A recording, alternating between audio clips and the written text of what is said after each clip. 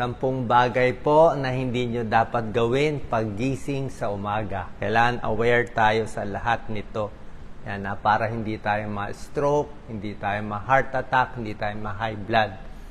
Number 1, paggising mo sa umaga, walang sudden rapid movement. Walang biglang galaw. Let's say, pagdilat mo, wag yung biglang upo.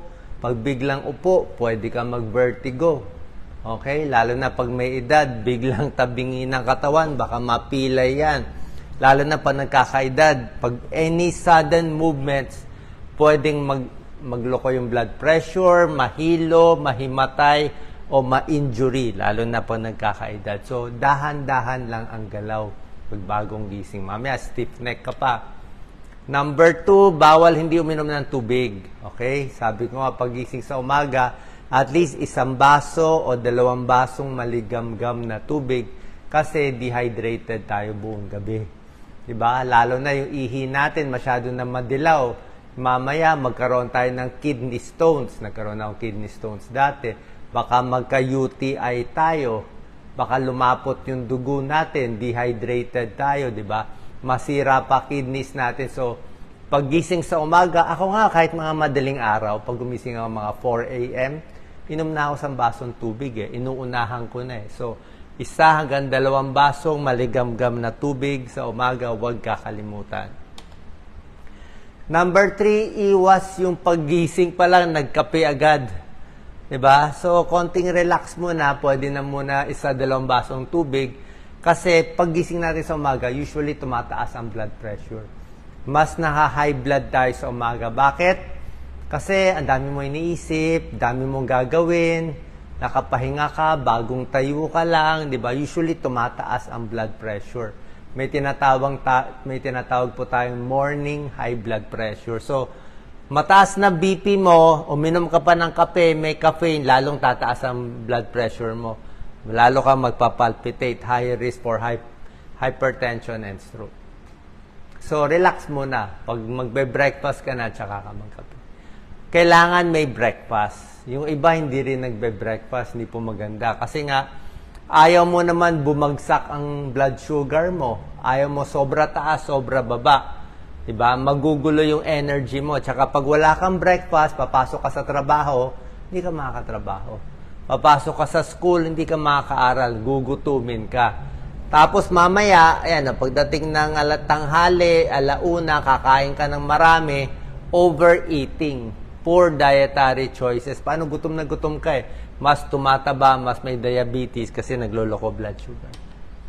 Number 5, ito yung problema natin. Ako nga, takot ako magbukas ng cellphone sa umaga. Siyempre, bagong gising ka pa lang, alam nyo sa mga meditation. Sa meditation, yan ang mga tinuturo.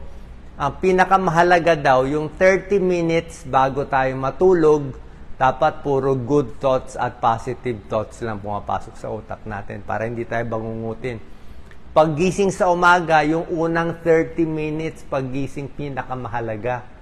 So, dapat mga positive lang, Bible lang, Christian music lang, kung ano man yung religious music nyo.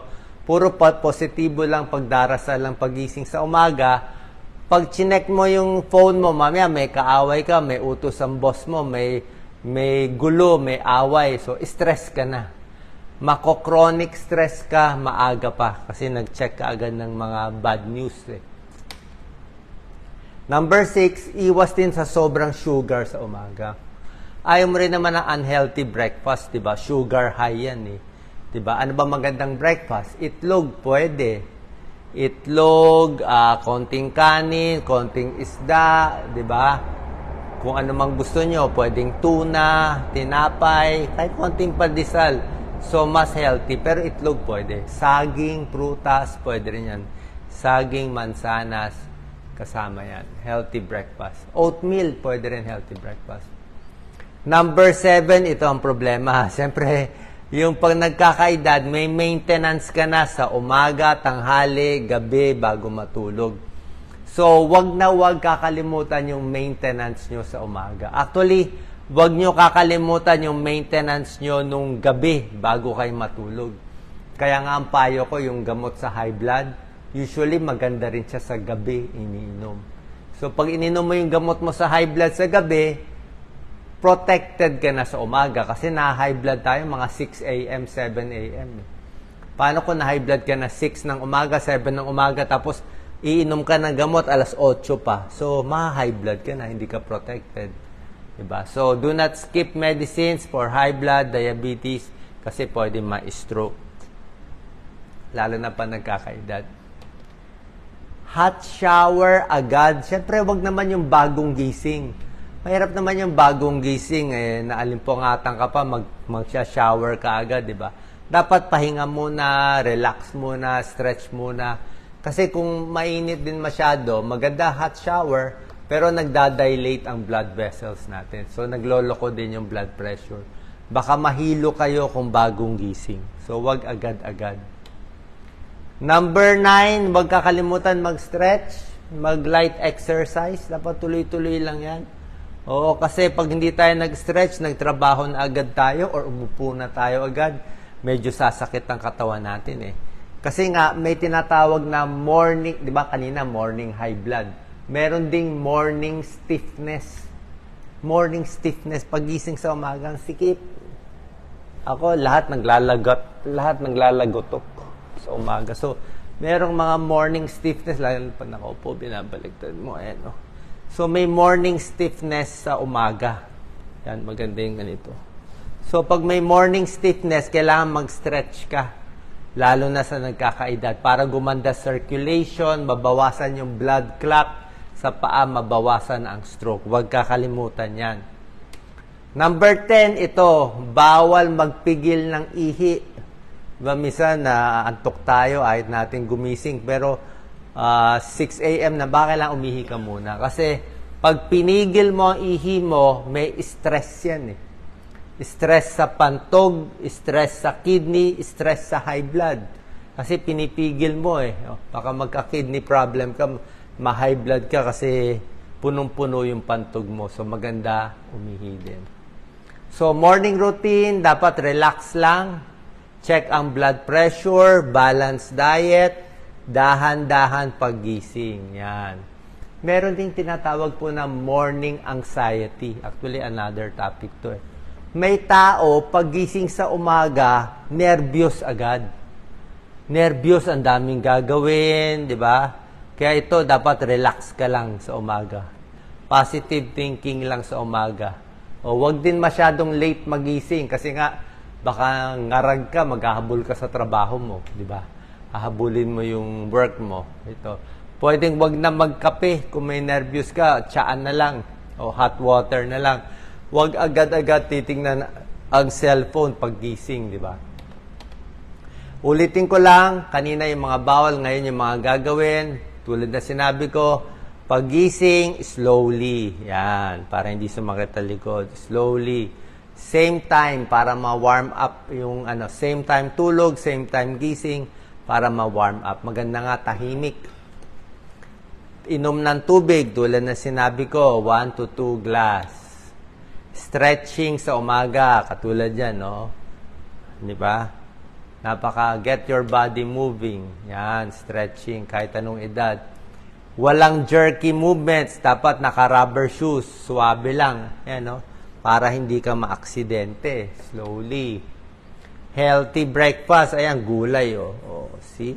Okay lang, may juice o may kape. At least healthy kinakain niya. Ayan, eggs, oatmeal, yogurt, fresh fruits, vitamins, protein, and energy. Yung gamot, huwag kakalimutan. Patulong kay Mrs. o kay Mr. Dapat organize. Di ba? Huwag magagalit sa umaga. Umaga pa lang, wag mainit ang ulo, ha? Kasi mas mainit ang ulo, mas puyat, mas stress, mas na-high blood yan, no? Na-high blood siya. Na-high blood. Mong masyadong emotional, yan, relax lang. Iwas din sobrang init, ha? Pag matutulog ka, parang ito, dami niya electric fan, no? Yan, no? O kung mainit sa labas, wag na maglakad sa labas, so ingat. So, piliin ang pinakamatahimik at malamig na kwarto. Iwas aksidente sa umaga. Yan ang problema. Pag tumatanda nga tayo, ako nga, lagi na kami may night light. Yung ilaw na kinakabit. Dapat may konting ilaw sa gabi. Kasi pag gumising ka, pag tumatanda, mas malabo na yung mata. Ha? Mas hindi na tayo nakakita sa dilim. Kaya baka matumba tayo, makatapak tayo, madulas tayo. No? Kailangan may hawakan. No? Ito, delikado to. No? Baka mahulog siya. Avoid accident sa bahay. Okay, titingin. Mamaya yung silya mo gumalaw, matumba ka. Kasi isang bagsak lang, hip fracture na balian tayo, mahirap makarecover. Sa umaga, pag dudumi, dapat malambot ang dumi. Kain ng maraming prutas at gulay, papaya, pakwan, peras, grapes. Kailangan para makadumi. Kasi pag matigas ang dumi, constipation, umiire, pwede ma-heart attack. Kaya dapat yan. Every morning. Magdarasal, relax lang, huwag magagalit sa ibang tao, tumulong lang, kasi ang stress nakakasira din ng katawan, nakaka-high blood siya. Walking, best exercise, lightweight, so ang liit lang ng mga lightweight, so.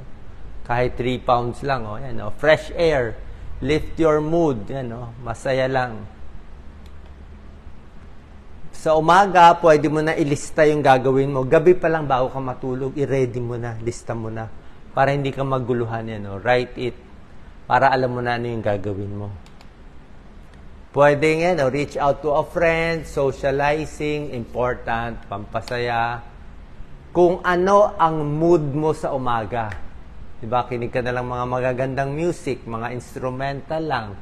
Pag good mood ka sa umaga, good mood ka na buong araw. Pinakamalakas ang willpower mo magtrabaho sa umaga. Pag hapon, antok ka na, pagod ka na, wala ka na magagawa. So, sa morning, good mood ka na, doon ka na magde-decide.